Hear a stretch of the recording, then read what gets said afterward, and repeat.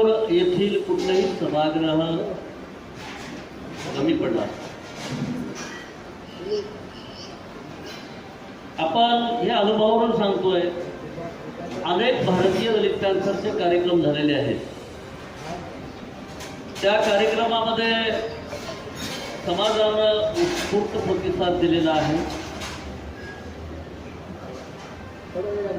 कारण याचा अर्थ असा होतो की समाजानं या संघटनेवर, या संघटनावर आणि संघटन जे करतायत त्यांच्यावर विश्वास टाकलेला आहे. हे स्पष्ट. अहमदपूर चाकूर विधानसभा निवडणुकीच्या दृष्टीनं भूमिका स्पष्ट करण्यासाठी आपण सर्वजण या ठिकाणी उपस्थित झाला. त्याबद्दल भारतीय दलित पॅन्थरच्या या सर्व पदाधिकाऱ्यांच्या वतीनं मी आपणा सर्वांचं हार्दिक स्वागतही करतो आणि आभारी मानतो. मंचावर बालाजी कोकाटे सर आहेत, भालेराव साहेब आहेत, सुनील क्षीरसागर आहेत, जिल्हा संयोजक आहेत, प्राध्यापक बालाजी आचार्य भारतीय दलित पॅन्थरचे मार्गदर्शक आहेत, बबन याने हरिश्चंद्र वाघमारे आहेत, महादेव बनसुडे अहमदपूरचे आहेत, प्रमुख आहेत, बळीराम कांबळेजी आहेत, वयस्कर आहेत, जुने पॅन्थर आहेत, सुभाषराव आहेत, अनेक मंडळी आपण आहेत, पुन्हा सर्वच मंडळी या ठिकाणी आहेत. सगळ्यांचे नाव उल्लेख करणं जरा थांबतो इथं, कारण वेळ द्या जाईल. आता सगळ्यांचे म्हणजे लक्ष दुसरीकडे आहे. या ठिकाणी अनेक कार्यकर्त्यांनी या ठिकाणी आपल्या भूमिका मांडलेल्या आहेत. भारतीय दलित पॅन्थरने निवडणुकीच्या संदर्भात कुठली भूमिका मांडलेली नाही. प्राध्यापक बालाजी आचार्य सरांनी या ठिकाणी स्पष्ट केलेलं आहे की भारतीय दलित पॅन्थर हे संघटन एवढ्यासाठी निर्माण झालेलं आहे की ते निवडणुका लढवत नाही. कारण भारतीय दलित पॅन्थरचं एकमेव काम आहे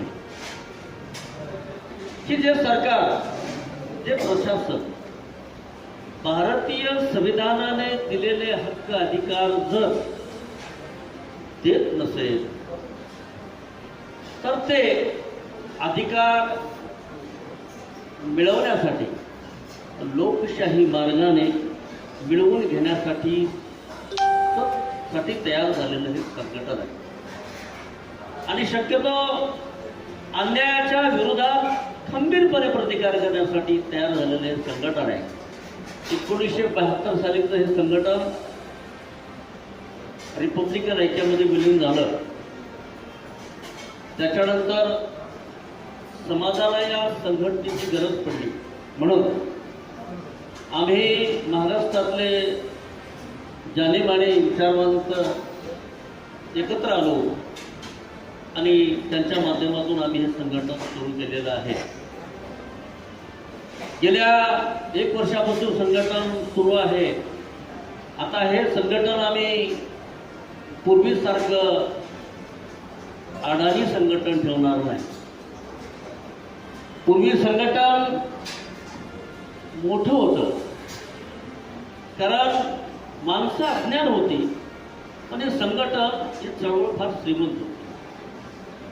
आता झालंय असं, माणसं मोठी झाली, श्रीमंत झाली, पण चळवळ मात्र गरीब.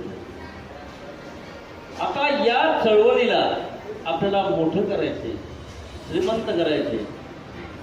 पूर्वी ताकदीवर होतं, आता ताकदीवर नाही, बुद्धीवर आपल्याला हे संघटन करायचे. कारण प्रत्येक कार्यकर्ता प्रशिक्षित झाला पाहिजे, अज्ञान राहिला नाही पाहिजे.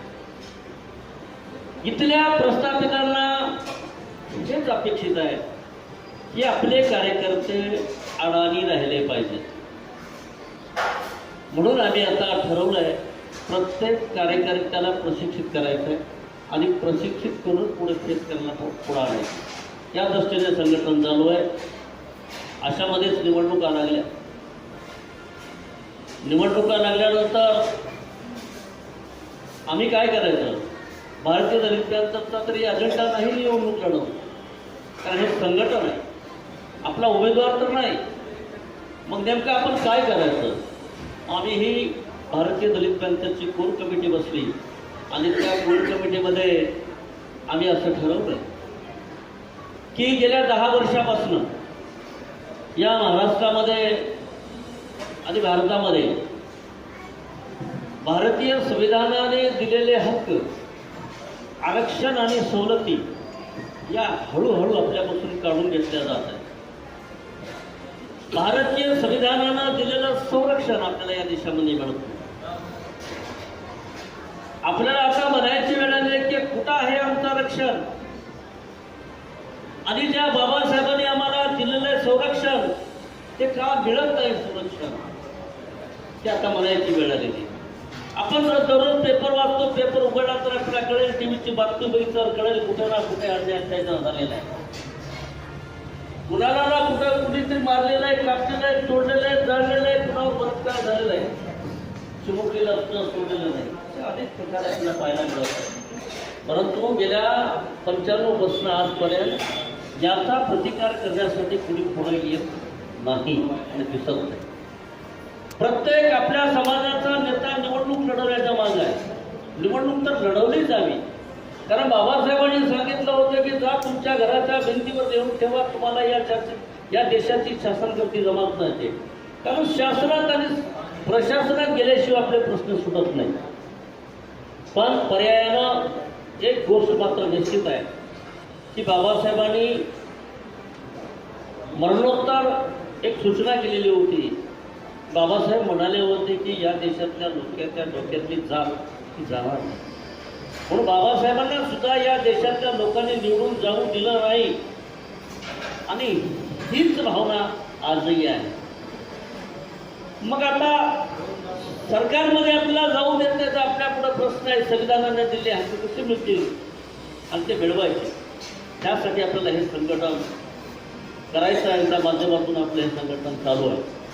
निवडणुका लागल्या, मग आम्ही 10 कलमी कार्यक्रम सुरू केला.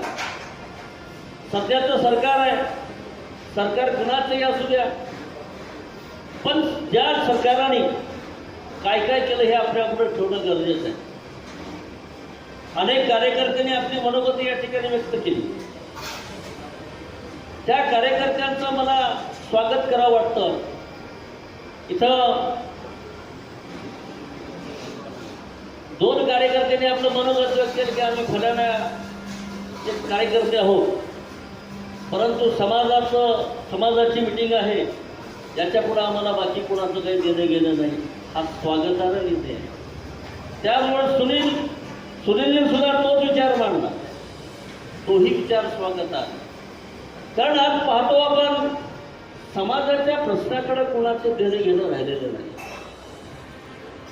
सुभाषने सांगितलं, अनेक एकाने सांगितलं की अहमदपूर सातूर विधानसभामध्ये निवडणुकीच्या दरम्यान 2 मिटिंगा लागल्या, समाजाच्या नावावर 2 मिटिंगा बोलवण्यात आल्या आणि त्या मिटिंगामध्ये समाजाच्या प्रश्नावर काही चर्चा झाली नाही. शक्यतो काही झाल्या असत्या स्मशानभूमीवर झाल्या असतील, नाही झाल्या तर रस्त्यावर झाल्या, याच्या पलीकडे काय नाही. आणि चर्चा महत्त्वाची झालीच नाही. फक्त एक चर्चा झाली की कुणाला किती बोट्या मिळाल्या, कुणाला किती भाग मिळाला याची चर्चा. कारण याच्यानुसार मेसेज असा गेला की आपला समाज, एकाने सांगितलं की आपल्या समाजाची गणतीच नाही, आपल्या समाजाला विचारात घेतलं नाही. सुनीलने सांगितलं होतं ना, अश्वजितनं सांगितलं की आपल्या समाजाला, बौद्ध समाज आहे तर प्रत्येक मागासवर्गीयातल्या प्रत्येक समाजाची गिनती तुमची राहिली नाही. कारण त्यांना माहिती आहे यांना पैसे द्यावे लागतात आणि याच्या पलीकडं मटण, बिर्याणी आणि चपटी दिली की मागे येतात, अशी सद्भावना त्यांची झालेली आहे. आणि त्या सद्भावनेचा आदर करून आपल्या काही महापुरुषांनी त्यांच्या सांगण्यावरून 2 मिटिंगा केल्या आणि 2 मिटिंगामध्ये फक्त बिर्याणीशिवाय चर्चा झाली नाही, हे मला कळलं. पण आपण या ठिकाणी जी मिटिंग लावली ती त्यासाठीची नाही. मी तुमच्या समाजाचा प्रतिनिधी आहे, समाजाचा कार्यकर्ता आहे, बाबासाहेबांनी आयुष्यभर कार्यकर्ता म्हणून जीवन जगलं. बाबासाहेब कधी नेते राहिले. बाबासाहेब मरेपर्यंत कार्यकर्ता म्हणून राहिले. त्यांनी नेता मानलं शाहू महाराजांना, त्यांनी नेता मानलं महात्मा फुलेंना, त्यांनी नेता मानलं संत तुकारामांना. तसं मी आयुष्यभर कार्यकर्ता आहे. मी नेता आपल्यासमोर उभा म्हणून नाही. या ठिकाणी मी आपल्याला सांगू इच्छितो, बाबासाहेबांच्या कृपेनं आणि तुमच्या सगळ्यांच्या आशीर्वादानं आज मी पुण्या पाटलाकडे मागण्यासाठी जाणारा कार्यकर्ता निश्चित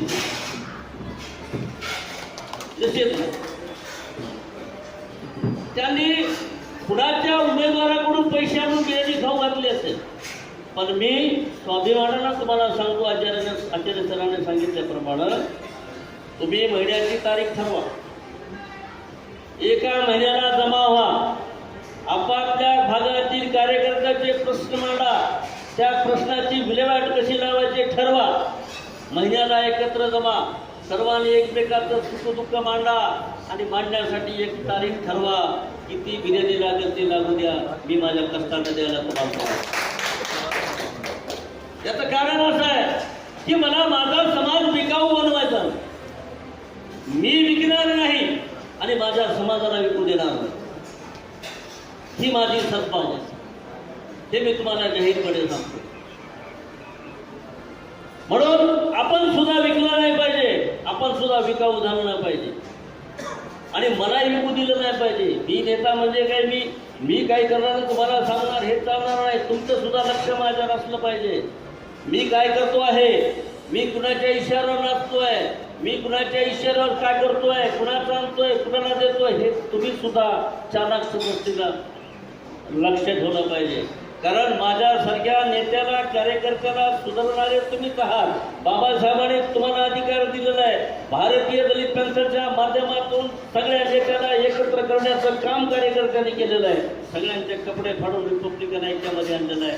सगळ्या नेत्याने बाबासाहेबांच्या पुतळ्यावर हात ठेवून सांगितलं होतं की आम्ही आता फुटणार नाही, परंतु बाबासाहेबांच्या पुतळ्यावर हात ठेवून सुद्धा रिपब्लिकन ऐक्य फुटलं. त्यानंतर समाजाच्या किंवा कुणी कार्यकर्त्यांनी कुणी नेत्याला जॉब विचारला नाही. म्हणून आता माझ्यासारखा नेता असो, कार्यकर्ता असो, कुणी असो, सरकार असो, आमदार असो, खासदार असो, प्रशासन असो, कुणी असो, त्याला जॉब विचारण्यासाठी तुम्हाला तयार झालं पाहिजे, तुम्हाला सज्ज झालं पाहिजे आणि ते तयार तुम्हाला करण्यासाठी जबाबदारी भारतीय दलित पॅन्थरला घेतलेली. भारतीय दलित पॅन्थरचं संघटन तुम्हाला माहीत असावं. भारतीय दलित पॅन्थरचं संघटन आज मराठवाड्यामध्ये सुरू झालेलं आहे. या ठिकाणी तुम्हाला सांगू इच्छितो, संभाजीनगर 9 तालुक्यामध्ये जिल्ह्याचे 18 संयोजक आहेत आणि प्रत्येक तालुक्याला 50 संयोजक आहेत, सहसंयोजक आहेत. अशी एकूण संख्या 468 आपली संभाजीनगरमध्ये कार्यकर्त्याची. आणि हे कार्यकर्ते कुठं बोंबले फिरले नाही, कुठं घोषणा देत फिरले नाही.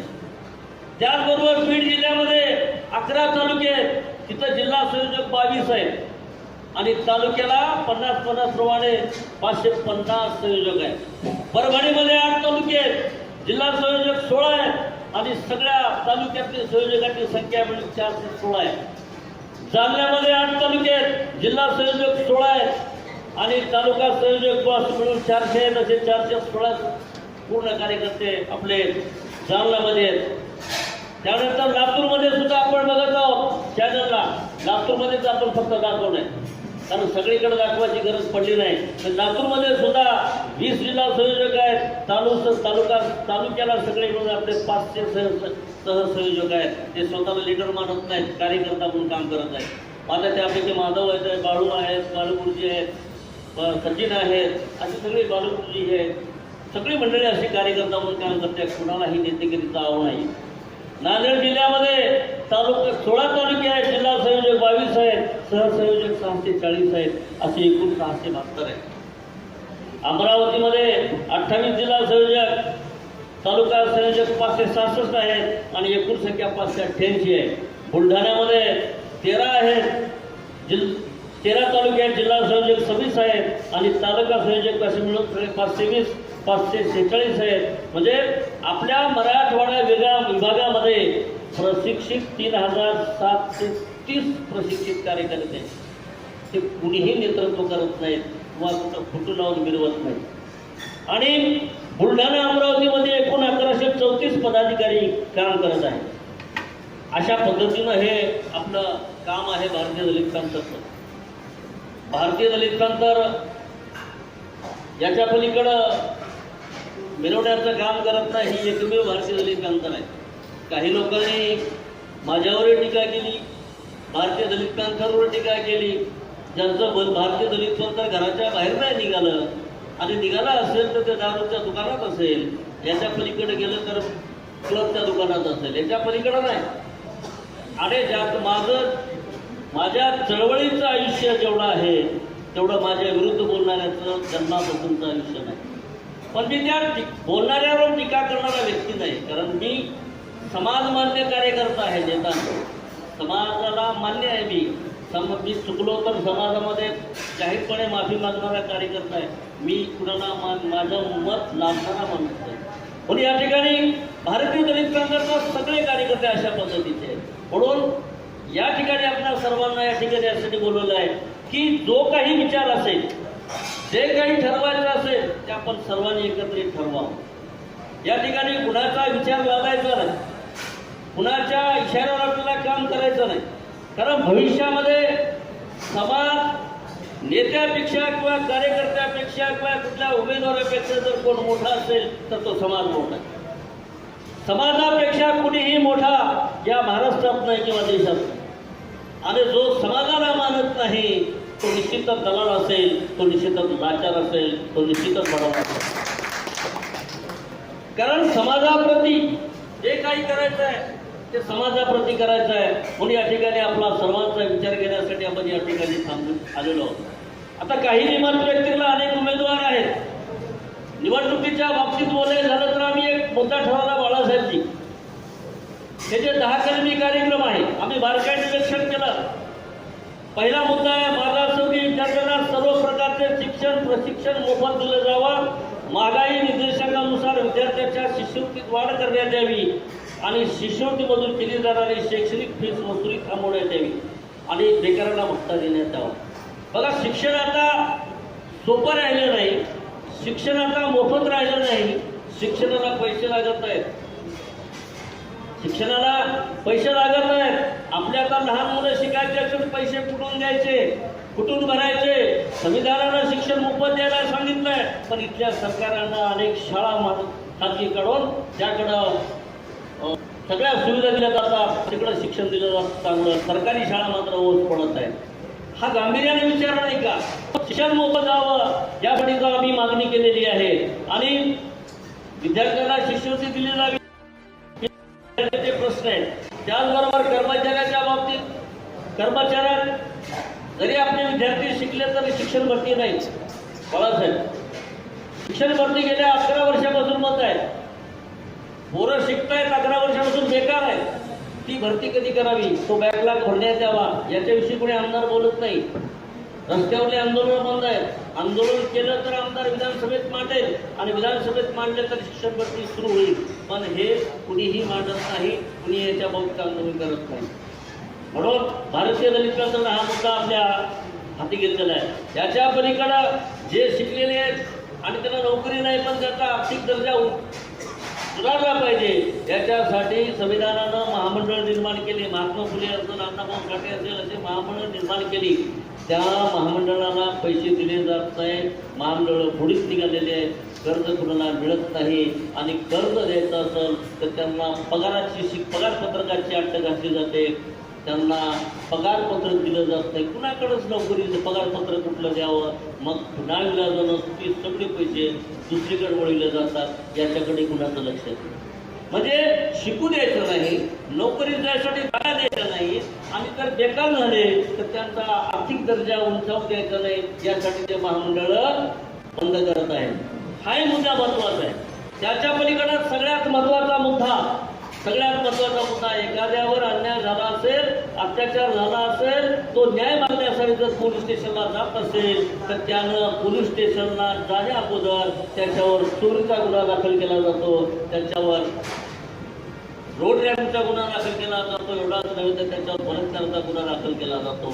हे महाराष्ट्रामध्ये होत आहे, कारण न्याय मागणाऱ्या व्यक्तीलाच मध्ये डांबलं जात आहे. याच्यावर कुणी आंदोलन करत नाही, याच्यावर कुणी विधानसभेत प्रश्न विचारत नाही. पण यासाठीचा हाही मुद्दा, कारण पोलीस स्टेशनमध्ये खच्चीकरण झालं की माणूस कार्यकर्ता कुठेच देत नाही. बाकी कुठेही माणूस डेअरिंग करतो, पण पोलीस स्टेशनमध्ये कुणाची डेअरिंग होत नाही, म्हणून तिथं खच्चीकरण केलं जातं. मग तोही मुद्दा आपण या ठिकाणी घेतलेला आहे.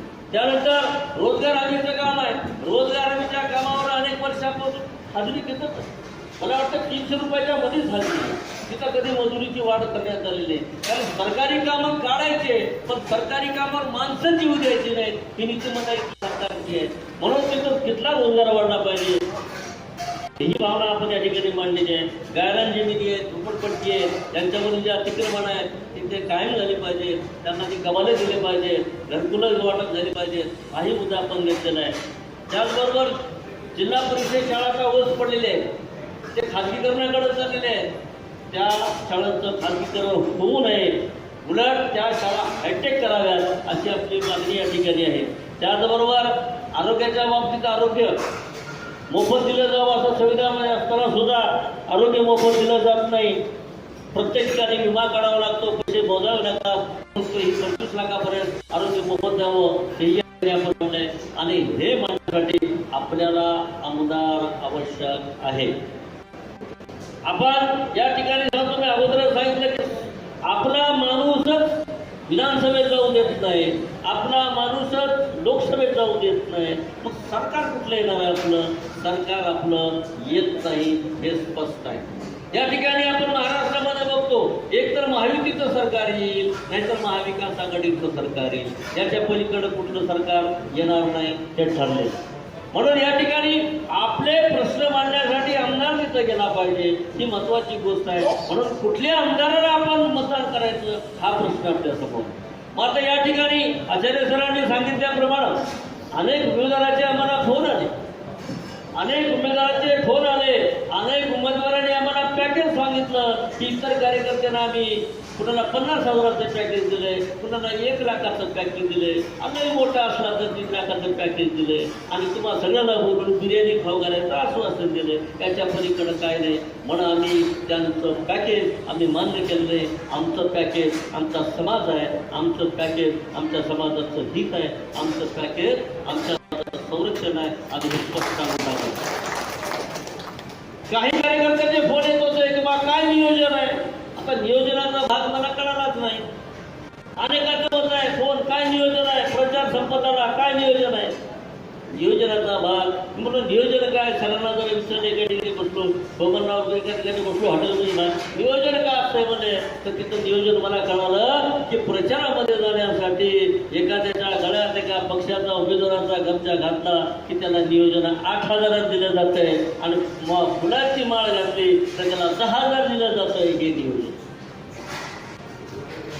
आज दोन्ही घातलं तर 18,000 दिलं जातंय.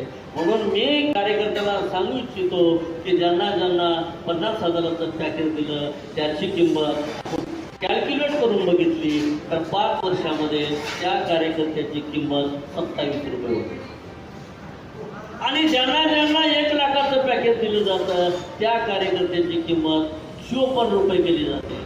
मग 54 विकणारे आपण आहोत का, 27 रुपयावर आपण विकणारे आहोत का, आणि 8,000 7 10,000चं म्हटलं तर तिकडे पैशातच होईल.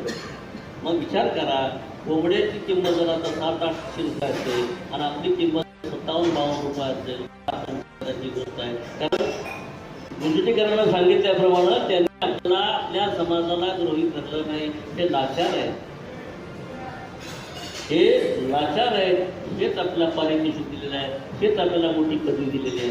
बाबासाहेब आंबेडकरांनी तुम्हाला मताचा अधिकार दिलेला आहे. तो मताचा अधिकार आपल्याला कसा वापरायचा ठरला आहे. कारण बाबासाहेबांनी तुम्हाला 2 मताचा अधिकार दिला होता, 2 मताचा. त्यावेळेस महात्मा गांधीजीनं पुणेकरांना ठिकाणी उपोषण केलं आणि 1 मताचा अधिकार वापस घेतला. त्यावेळेस 1 मताचा अधिकार महात्मा गांधीकडे म्हणणंच होतं की ह्या मागासवर्गीयांना मताचा अधिकारच द्यायचा, यांना मताचे अधिकार दिले की हे मागतात.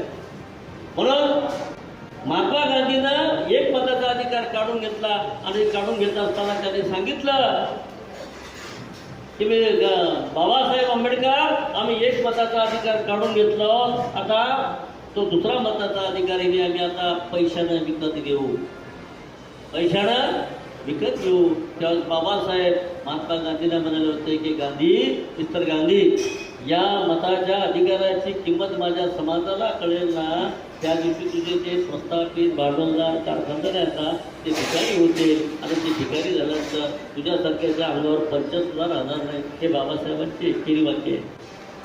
मग तो मताचा अधिकार बाबासाहेबांनी तुम्हाला मिळवून दिला, त्या मताच्या अधिकाराचा आपण कसा वापर करायचा हे आपण ठरवायचं आहे. बाबासाहेबांनी तर मताचा अधिकार तुम्हाला एका आपल्या बहिणीच्या इज्जती समान अधिकार म्हटलंय बाबासाहेबांनी, तुझ्या आईच्या इज्जती समान मताचा अधिकार बाबासाहेबांनी म्हटलंय, नाहीतर याच्या पलीकडे जाऊन तुझ्या बायकोच्या इज्जतीचा अधिकार म्हटलंय, नाही तर लेकीच्या इज्जतीला. एवढं तुम्हाला गांभीर्यानं सांगून सुद्धा जर आपण काही नियोजन आहे का म्हणत असाल तर मग मात्र तुम्ही गांधीचे आहात का बाबासाहेबांचे आहात तुम्हीच ठरवायचं.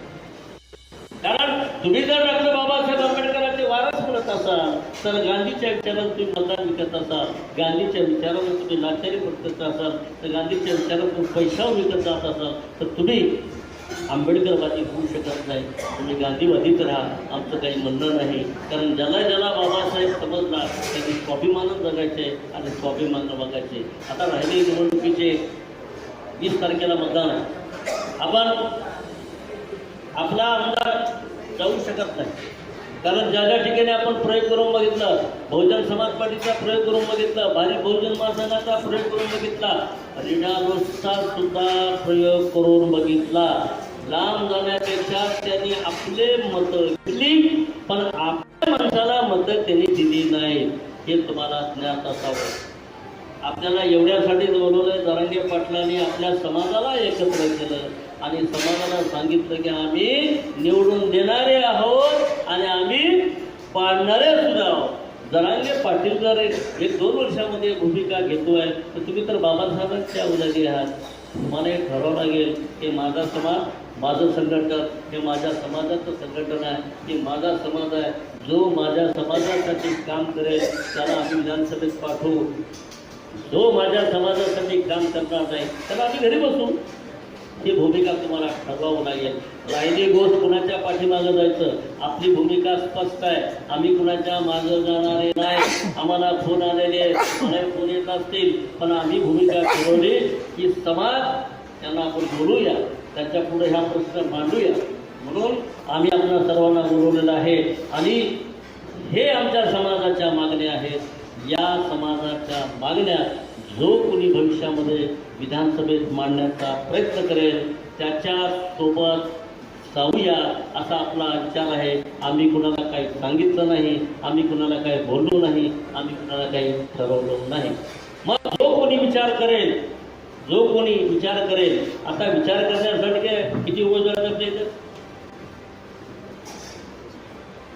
काय 10-20 रुपये 20 उमेदवार असतील तर 20 उमेदवार काय निवडून घेण्यासारखे नसतात, 2-3 उमेदवार निवडून घेण्यासारखे असतात. आता ह्या सगळ्या उमेदवारांची हिस्ट्री पाहता एकाने कुठेतरी कुठे म्हणलं बा आपल्या बालाजी ढवळे सरांनी म्हणले की बा फलाना उमेदवार भाजपच्या युतीमध्ये आहे, फलाना उमेदवार भाजपकडे जाणार आहे, फलाना उमेदवार भाजपमध्येच होता. आता कोण काय करेल बालाजीराव याचा पता नाही. आपण बघितलं, आपण झोपीत उठून उठलो नाही तर पहाटेच्या पद्धती झालं का. आपण पुन्हा दुसऱ्या कशाला सांगा, मला सांगा. हे बघा, निवडणुकीच्या अगोदर आपल्या नेत्याने मराठ्याला बाजू दिली आणि निवडणुकीच्या नंतर ओबीसीला पाठिंबा दिला. आता कुणाचे आपण हे ठरव, म्हणजे आपली भूमिका स्पष्ट नसल्यामुळं, स्पष्ट बोलत नसल्यामुळं आपल्याला एक ठरवावं लागेल. समाजाच्या हितासाठी जो पुढाकार घेईल त्याच्यासाठी आपण सगळेजण जाऊया. तुम्ही म्हटलात तर जाऊया, नाही तर आपण सगळेजण ठरवा. आपल्याला एकही उमेदवार मान्य नाही, आपलं काम करत असेल तर एकही उमेदवार मान्य नाही तर ते उमेदवार नकार करण्यासाठी नोटा एक बटन असते. नोटा म्हणजे पैसे नाही, नोटा एक बटन असते की आम्हाला उमेदवार मान्य नाही. तो एक अधिकार आहे, तो या अधिकार आपल्यासाठी आहे, तो पर्याय आहे. 20 तारखेला मतदान आहे. सुनीलराव, अजून वेळ गेलेली नाही. जो कोणी आपले प्रश्न त्यांनी पत्रकार परिषद घेऊन समाजापुढे जाहीर करावं आणि जाहीर केल्यानंतर आपल्या सर्वांच्या मतीनं आपण त्याच्या पाठीशी जावं का जाऊ नये हे तुम्हाला विचारतो. हे सत्य आहे का? त्यांनी पत्रकार परिषद घेऊन जाहीर करावी किंवा मी हे समाजाचे मुद्दे मी निवडून आल्यानंतर विधानसभेमध्ये मांडेल आणि विद्यार्थ्यांना, कर्मचाऱ्यांना, महामंडळांना निधी उपलब्ध करून देईल. बाकी हे जर त्यांनी मान्य करत असेल तर आपण त्याच्यासोबत जाऊया आणि जर कुणी मान्य करत नसेल तर आपण सगळेजण मिळून नोटाला मतदान करूया, खेळाला सकारात्मक ठरवूया. हे निकामी आहे, नालायक आहेत असं मत करूया आणि समाजाची एकजूट दाखवूया. बाकी भडवे दलालांना कुठं जायचे जाऊ द्या, समाजाचं हित आपण बघूया. मी आपल्याला शब्द देतो, जे लाचार भडवे असतात ते समाजासाठी काही करत नाहीत. मी तुम्हाला आवर्जून सांगतो, माझं आयुष्य समाजासाठी गेलेलं आहे, याच्या पुढेही समाजासाठी घालवणार आहे. उरलेलं बोनस आयुष्य माझ्या समाजासाठी घालणार आहे. सिद्धीकरांना माहीत आहे, बळीराम मामांना माहीत आहे, मी कुठल्याही प्रसंगामध्ये मागे वळणारा नाही, कधीच नाही. मी आपल्या सर्वांना आवर्जून सांगतो, कारण मला जेल बिल काही नाही, कुठल्या काही कशाची भीती वाटत नाही. कित्येक गुन्हे माझ्यावर दाखल झालेले आहेत, त्या सगळ्या गुन्ह्याला मी तोंड देत आलेलो आहे. आपणा सर्वांना माहीत आहे. एखाद्यानं सांगितलं की बा ह्याच्यात एक गुन्हा होता आणि मी नाही काम केलं, संध्याकाळी अंगाचे कातडे काय अंगाचं कातडेकडून पाया जोडा कच्छ म्हणणार म्हणजे काय काय खरं नसते. आपण कोण बाळासाहेबांना शिवाय देतात, मोदीला शिवाय देतात, मी त्याच्यावर टिकटी करणार नाही. पण जो कोणी माझ्या कार्याचा आढावा घेत असाल, तुम्ही बघितलं असाल, बौद्धनगरच्या झोपडपट्टीसाठी मी 15 दिवस जेलमध्ये गेलेलो आहे. भीमनगरमध्ये सुद्धा प्रस्थापित पुढाऱ्याच्या विरोधात काम करत असताना खपलं नाही माझं काम म्हणून त्यांनी मला 15 दिवस पुन्हा मंदिरावर बेल टाकली, म्हणजे जेलमध्ये टाकला. कुठे कारस्थान करून माझ्यावर केले. 302चा गुन्हा दाखल माझ्यावर करण्यात आला, किडनॅपिंगचे करण्यात आले. अरे मी मुंबईत होतो, मंत्रालयात होतो, तरी मला किडनॅपिंग पोत्यात मारून टाकले. असे अनेक गुन्हे नाही झाले. मी खंबीर होतो, माझ्या पाठीशी समाज होता, कुणी देता माझ्या संघ नव्हता. म्हणून माझ्यासोबत समाज असल्यामुळे मी प्रशासनाला मजबूत करू शकलो आणि प्रशासन मी माझ्याकडे चांगल्या दृष्टीने पाहत होतं. मी कुठला खंडणी बाजार केली काम केले नाही, कुठला फसवेगिरी केली नाही, किंवा कुणाला नोकऱ्या देतो म्हणून पैसे काढले नाही, किंवा माझा धंदा क्लबचा नाही, माझा धंदा कुठला दारू विकायचा नाही. माझं काम समाजाला शहाणं करण्याचं काम आहे.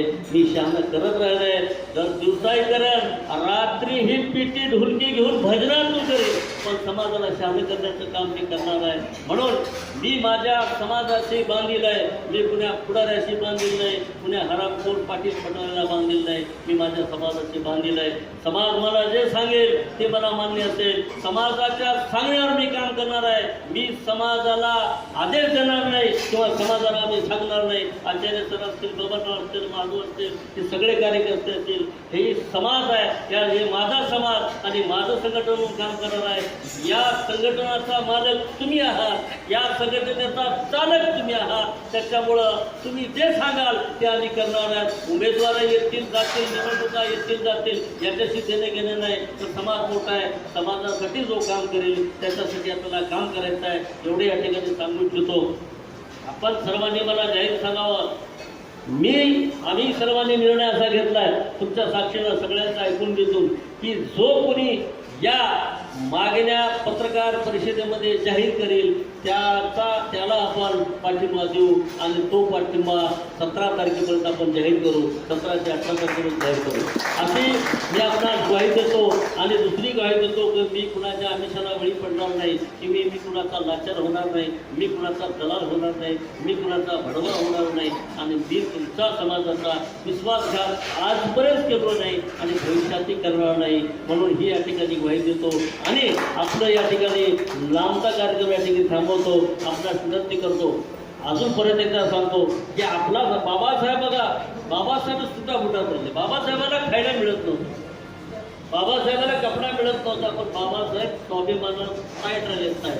पण आपणही ताईट राहायचं. तुमच्या आशीर्वादानं आपण आज उपाशी भरत नाही. तुमच्या आशीर्वादानं आपलं संघटन चालवायला अनेक कार्यकर्ते आपल्या सोबत आहेत. अनेक समाजाचे दानशूर व्यक्ती आपल्या समोर आहे, आपण त्याचं नाव सांगू शकत नाही, कारण जे दान देतात त्यांना त्रास केला जातो, त्यांना परेशान केलं जातं, म्हणून त्याचे नाव आपण सांगू शकत नाही. पण जे काही करतील ते समाजाचं असेल आणि समाजाच्या कष्टातून असेल, समाजाच्या हितातून असेल. म्हणून आवर्जून सांगू देतो, भविष्यात कुठेही मिटिंग घ्या, समाज आपल्या पाठीशी आहे. कुठेही आपल्याला खायला प्यायला नाही, खायला कमी पडणार नाही, प्यायचा विषय नाही. समाज आपल्या सोबत असल्यावर आपण कुठंच कमी पडत नाही. बाबासाहेबांसारखं काही राज्याचा म्हणजे हे राहील, आपण तत्पर आहोत, तयार आहोत. आज पहिले मिळत नव्हतं, आता खायला सरत नाही आपल्याला, एवढं खायला आहे. यांच्या आजच्या एका भिनेगावात नव्हता, आपण रोज मटण खातो, दररोज मटण खातो, उद्या आठवड्याला खात असेल रोज खातो, पण मटण खातो आपण. अशा मटणाच्या आदेशाला बळी पडू नये. मी पडणार नाही, आपण पडणार नाही, याची आपण ग्वाही देऊ. बाबासाहेबांची शपथ खाऊया आणि समाजाच्या हितासाठी काम करूया, पुढे जाऊया.